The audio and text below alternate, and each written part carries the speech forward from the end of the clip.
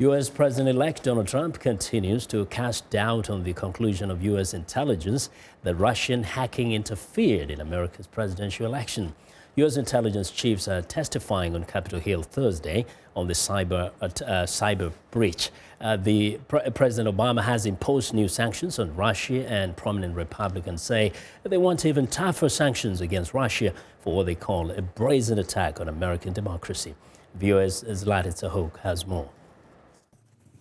The Armed Services Committee hearing is chaired by prominent Republican John McCain, who said Wednesday it is clear that Russia was behind the hacking and must bear consequences. He called it an act of war by Russia. For his part, Trump has consistently praised Russian President Vladimir Putin, most recently for not responding in kind to the Obama administration's expulsion of Russian diplomats from the United States. In a tweet on Wednesday, Trump reiterated that anyone could have hacked the Democratic Party's computer system and that his rival Hillary Clinton's campaign should have been more careful.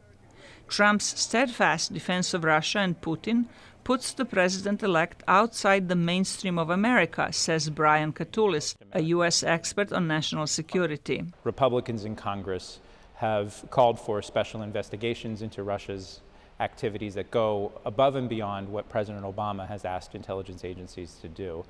And I think if you look at public opinion polls among most Americans, there's deep concern about what Russia's role and involvement might have been on various fronts in our election process.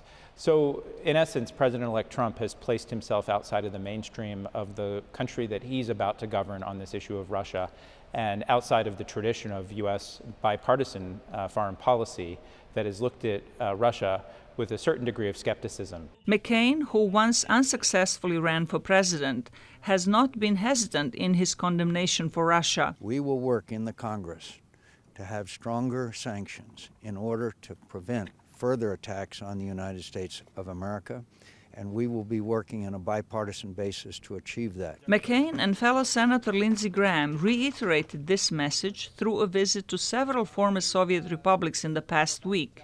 McCain also indicated that Congress is prepared to fight Trump on the issue. We want to work with the incoming president, but we also have our responsibilities as legislators to respond to an attack on the United States of America. Trump has picked a Texas oil businessman with close ties to Putin for his Secretary of State.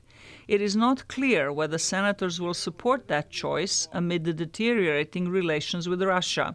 Zlatica Hoke, VOA News, Washington.